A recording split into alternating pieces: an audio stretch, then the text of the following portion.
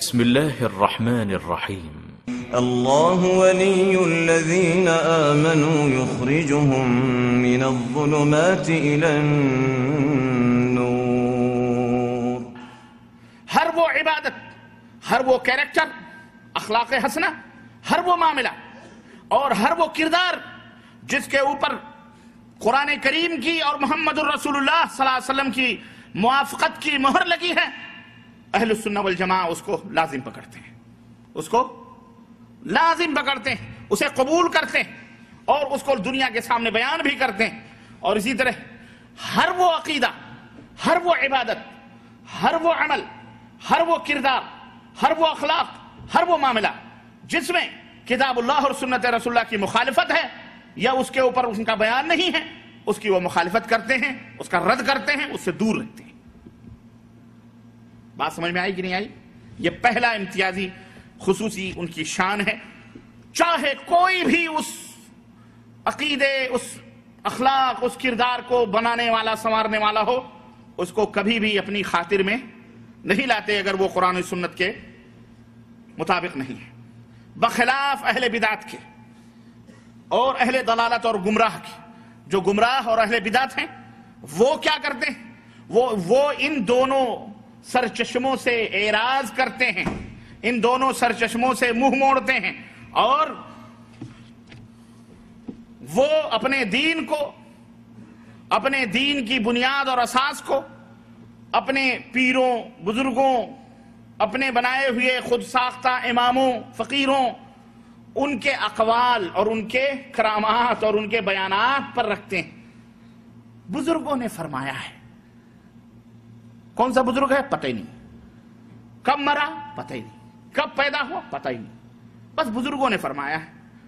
اچھا، اور اپنے دین کو خوابوں، منامات، بشائر، خواب اور ان تمام سب چیزوں سے خواب ہے، مکاشفات ہیں، کشف ہے، وجد ہے، ان تمام سب چیزوں سے حاصل کرتے ہیں. یہ اہل بدعت کی علامت اور نشانی. اہل بدعت کی علامت اور بولو نشانی. ان سے کہو کہ بھائی یہ تو قرآن کریم کے خلاف ہے، حدیث. ارے نہیں، تم کیا جانو، حضرت نے فرمایا ہے، حضرت اتنے بڑے علامہ. ابے حضرت بڑے ہیں یا یہ بڑے ہیں؟ ارے بولے یار تم لوگ اصل میں تمہارا کوئی پیر اور نہیں ہے نا، بغیر پیر کے ہو اس لیے تم لوگ ایسی باتیں کرتے ہو. ہم لوگوں کے تو پیر صاحب ہیں. وہ ایک میرے پاس خط آیا تھا، کل پرسوں میرا درس تھا ایک جگہ حائل میں، تو میں نے وہاں وہ خط پڑھ کے سنا. بڑا اچھا جواب پاکستان سے آیا تھا. ایک لڑکے نے لکھا تھا، اللہ تعالیٰ اسے جزائے خیر دے، فیصل آباد سے. اس میں اس نے ایک بہت بڑی بات کہی. بولے شیخ ایک دفعہ میرا ایک طوطے والوں سے بحث ہو گئی اور اس نے لکھا آپ جانتے ہیں طوطے والے کون ہیں؟ تو میں نے دل میں سوچا بھائی طوطے والوں کو تم سے پہلے میں جانتا ہوں کون ہیں یہ طوطے والے. المہم بولے کہ ان سے میری بحث ہو گئی تو انہوں نے کہا تم لوگ جو ہے نا تمہارے پاس کوئی پیر اور نہیں ہے. تو بولے کہ نہیں. تو اس نے کہا میں نے کہا نہیں ہمارے پاس پیر ہیں. تو بولے کون؟ تو میں نے کہا کہ میرے پیر محمد صلی اللہ علیہ وسلم ہیں. تو بولے وہ تو سب کے پیر ہیں، ان کے بعد اور کوئی؟ ارے بولے یار ان کے بعد اور کوئی کیا؟ بولے بس اتنا سن کر کے مجھے آگ لگ گئی شیخ. اور اس نے خط میں لکھا مجھے آگ لگ گئی اور میں نے اس سے کہا کہ یہ بتاؤ تمہارے باپ کا نام کیا ہے؟ تو کہا میرے باپ کا نام فلاں ہے نا، میرے باپ کا نام فلاں میرا باپ ہے. تو بولے کہ میں نے اس سے کہا تمہارا باپ فلاں ہے، یہ تو ہے ہی. اس کے بعد بولے وہ جھگڑا کرنے لگا کہ تم کیا بدتمیزی کر رہے ہو؟ کہا میں بدتمیزی کر رہا، ایک باپ تمہارا ہے، اس کے بعد تمہیں دوسرا باپ گوارا نہیں.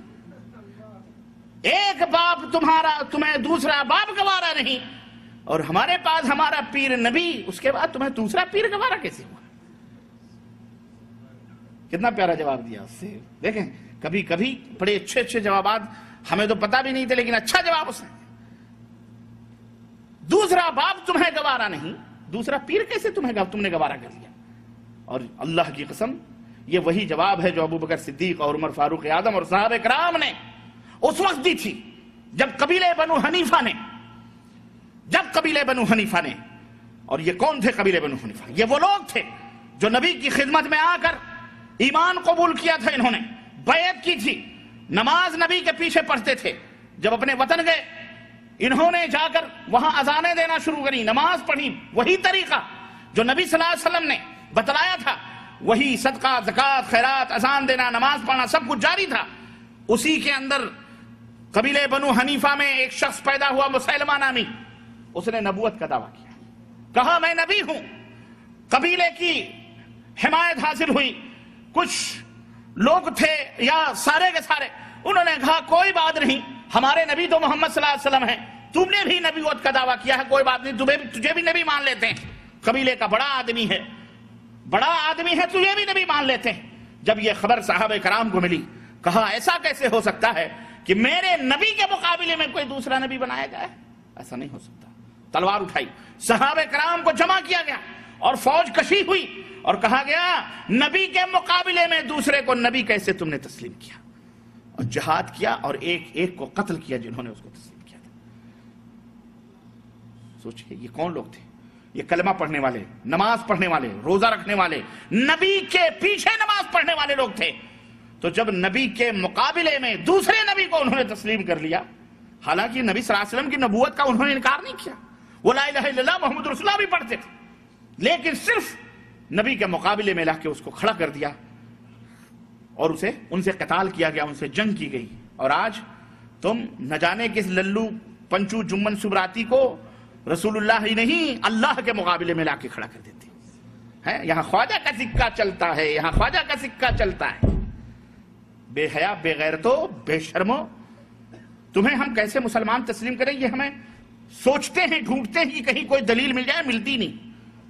یہ مسلمان ہے جو رسول اللہ کے مقابلے میں کسی امتی کو لا کے کھڑا کرے وہ کافر ہو جاتا ہے، نماز، روزہ، حج، زکوٰۃ سب کچھ کرنے کے باوجود بھی. تو جو اللہ کے توحید کے مقابلے میں یا اللہ کے مقابلے میں کسی مخلوق کو لا کے کھڑا کرے وہ اس کو آپ کیا کہیں گے؟ وہ کافر نہ ہو، وہ مسلمان رہے. ہم بے غیرت ہیں، اللہ کی قسم، ہم بے ضمیر ہو چکے ہیں، ورنہ انہیں دنیا میں جینے کا کوئی حق نہیں پہنچتا ہے. یہ مشرک ہیں. میرے عزیزوں، میرے دوستوں اور بھائیوں، ایسے ہی لوگوں نے تو یہ اہل بدعت ہیں جو جن کے اخلاق، جن کے عقیدے، جن کے کردار. اچھا ایک بات اور بتاؤں، یہ نبی علیہ الصلوۃ والسلام کی کتاب و سنت سے نہیں ہوتے، اپنے بزرگوں کے اقوال پہ مبنی ہوتے ہیں. ایک بات اور میں بتاؤں، سارا گندا نہیں ہوتا، سب برا. قبیلے بنو حنیفہ نبی کے پیچھے نماز پڑھنے والے صحابی کا ملتا ہے کہ نہیں ملتا مقام اور درجہ؟ سب گندا نہیں ہوتا. لوگ یہ سوچتے ہیں کہ 15-20 یا سارے کا سارا انکار کرے تب کافر ہوتا. ایک کلمہ کفر سے آدمی کے تمام ایمان اور عقیدے کے اوپر پانی پھر جاتا ہے، اس کے اعمال برباد ہو جاتا ہے. ایک حرکت سے. قبیلے بنو حنیفہ اذان دیتے تھے، نماز پڑھتے تھے، روزہ رکھتے تھے، حج کرتے تھے. ان کی ایک حرکت سے کی ایک امتی کو مسیلمہ کذاب کو انہوں نے کہا یہ بھی نبی، بس اور کچھ. پورا سب برباد. اور آج ہم بڑے خوش اسلوبی کے ساتھ نمازوں، روزوں اور ان کو تسبیح مصلی کو دیکھ کر دھوکے میں آ جاتے ہیں. ارے اللہ والے ہیں. کون ہیں یہ؟ اللہ والے ہیں. چلو 2-4 چلے مار لو ان کے ساتھ، علم آ جائے گا. علم نہیں، کافر ہو جاؤ گے، جہنم میں جاؤ گے. معذرت کے ساتھ برا نہ لگے، یہ زہر بھی کبھی دوا کا کام کرتا ہے. اسی طرح روافض کو لے لو آپ، یہ شیعہ جو اپنے آپ کو کہتے ہیں، یہ تو صوفیوں کے ماننے والے، یہ شیعہ جو اپنے آپ کو کہتے ہیں، یہ کیا؟ یہ اپنے ائمہ کے بارے میں کیا خیال کرتے ہیں؟ یہ اپنا دین اپنے اماموں سے لیتے ہیں، کہتے ہیں ہمارے ائمہ معصوم ہیں، ہمارے ائمہ نے جو فرمایا ہے وہی ہمارا دین ہے. جیسے حضرت اور جیسے ان کے اپنے بنائے ہوئے ائمہ جو ہیں، انہوں نے اپنا دین وہاں سے لیا ہے، قرآن و سنت ان کا دین ہے ہی نہیں. اسی طرح اہل کلام ہیں جنہوں نے اپنے دماغوں سے دین کو بنایا ہوا ہے. بہرحال وہ ایک الگ جماعت ہے، منطقی فلسفی بگھارنے والے. ہمارے ہاں بڑے بڑے منطقی فلسفی لوگ ہیں، کرتے ہیں منطق. تو یہ سب سے پہلی بنیادی خصوصیت اہل سنت والجماعت کی کیا ہے؟ بولو. جو اپنے عقیدے کو، یاد رکھو، اپنے اخلاق کو، اپنے عبادات کو، اپنے معاملات کو، سب کچھ کو کتاب اللہ اور سنت رسول اللہ صلی اللہ علیہ وسلم سے لیتے ہیں اور ان کے خلاف جو بھی ہو اس کا انکار کر دیتے ہیں، یہ سب سے بڑی خصوصیت ہے۔